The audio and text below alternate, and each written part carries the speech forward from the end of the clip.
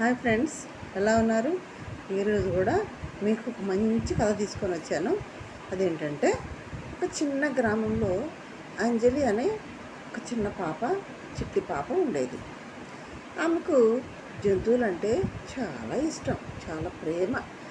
ఒకరోజు స్కూల్ నుంచి తిరిగి వస్తుండగా రోడ్డు ప్రక్కనే ఒక కుక్క చాలా బాధతోటి కదలేని స్థితిలో పడింది. అంజలి చుట్టూ చూసింది. చుట్టూ జనం ఉన్నారు కానీ ఎవరు పట్టించుకోకుండా వెళ్ళిపోతున్నారు. ఆ కుక్క దగ్గరికి వెళ్ళింది. నీకు దెబ్బ తగిలిందా, బాధగుందా అని ఆ కుక్కను అడిగింది. వెంటనే తన బ్యాగ్లో ఉన్న నీళ్లు తీసి ఆ కుక్కకు తాగించింది. కుక్క ఎడమ కాలు గాయమై ఉండటంతో పాపం చాలా బాధగా మూలుగుతుంది.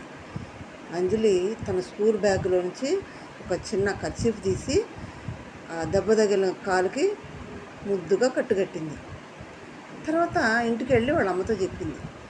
అమ్మ, అక్కడ కుక్క దెబ్బతోటి బాధపడుతుంది, హాస్పిటల్ తీసుకెళ్దాం రమ్మని వాళ్ళ అమ్మని తీసుకొని వచ్చింది. వచ్చి వాళ్ళమ్మ అంజలి ఇద్దరు కలిసి పాపని వెటర్నరీ హాస్పిటల్కి తీసుకెళ్ళింది. డాక్టర్ మందులు ఇచ్చాడు. కుక్క కొన్ని రోజులకి బాగా అయిపోయింది.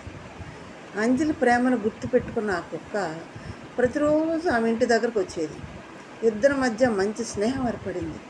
అంజలి చలికాలం రోజుల్లో కుక్కకు పాత గుడ్డలు వేసేది, పాత గుడ్డలు కప్పేది, తినడానికి మంచి ఫుడ్డు, ఆహారం పెట్టేది. అంజలి మంచి హృదయం ఉన్న అమ్మాయి. జంతువులను ప్రేమించడం వల్లే ఆమెకు మంచి మిత్రుడి రూపంలో ఆ కుక్క లభించింది. ఫ్రెండ్స్, ఎలా ఉంది? మనం మూగజీవుల్ని ప్రేమిద్దాం.